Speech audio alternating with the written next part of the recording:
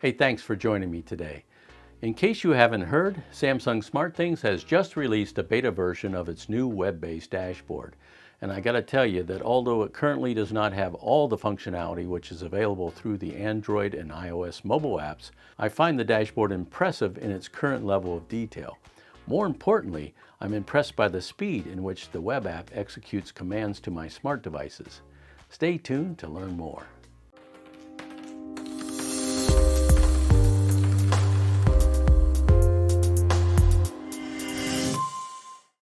So Samsung announced the development of a new web portal for SmartThings in May of 2019.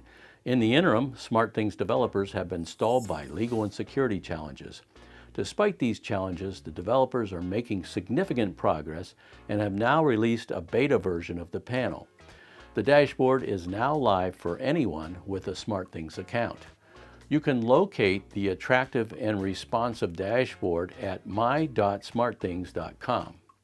Since the interface is still in beta mode, you will find that not all of the standard features, like automations for instance, are present and working in the new panel. There is also currently no official support available for the new panel. It's the intention of Samsung to have this new interface eventually replace the current IDE or Integrated Development Environment. The elimination of the IDE will be announced sometime after the dashboard is fully implemented. That move is anticipated later this year. It should be noted that the web portal is not intended to be a full replacement of the mobile app. It will, however, replicate most of the functionality that you can find in the mobile app. It's assumed that there may be some things which may exist in one application, but not in the other. I mentioned that this new web-based dashboard is much more responsive than the mobile app. The reason for the increased speed is due to the fact that the web portal was built from scratch using robust APIs or application program interfaces. The mobile app is built on a different architecture and it'll be getting some of the same changes. However, the change process will be slower due to a number of technical issues. All of your connected devices should be listed in the dashboard. However, not all of them will be controlled through the web app at this time. For example, there are no controls at all for the Samsung Smart TV at this time. When logging into the new SmartThings web portal, you will see a main screen which is displayed under the tab labeled Dashboard. The dashboard contains a list of your favorite devices. It should be noted that changes made on the web portal will not be reflected within the mobile app at this point in time. However, eventually, any changes you make in either the web or the mobile apps will be reflected in your other application. There's also a tab that displays all of your rooms, and finally there's an automations page that currently displays your smart home scenes and third-party connections such as WebCore, SharpTools, IFTTT, and other various smart apps.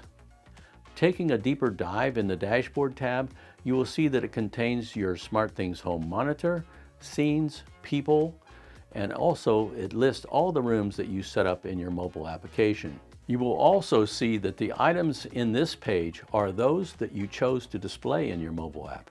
Any devices which you elected to hide in the mobile app will not be displayed here. More on how to change which devices display here in the Dashboard tab in just a minute. In the SmartThings home monitor, you can change your mode to either arm stay, arm away, or back to disarmed. In the People tile, you can see which family member devices are present and which are away. When clicking on any present sensing device, you can see the activity history for that particular member. You can review the event times in which a member departed and returned home.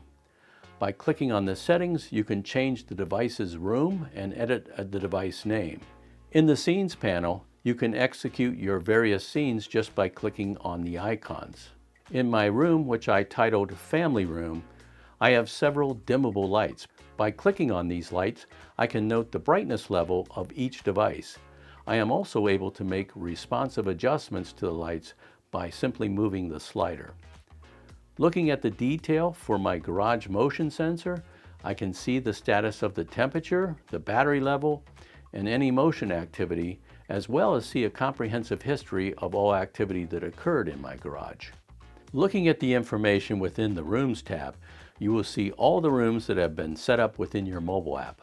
One thing that I noted in this tab is that you can easily change the layout of the tab by dragging and dropping either the room icons or the devices contained within each room. More than that, you can also drag devices from one room to another. I've got to admit that this is a great time saver. As an example, if you decide to repurpose a smart plug by moving it from one room to another, you can easily reflect that change within the dashboard. Following the holidays, I moved my Christmas tree smart plug to my studio. Going forward, changing the location of any smart plug will be simply a matter of dragging and dropping the plug into a different room.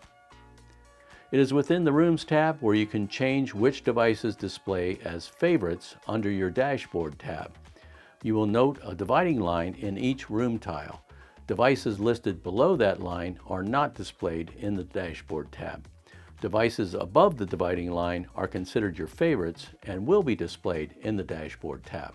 Taking a look at the Automations tab, you will see that it displays Scenes and Automations.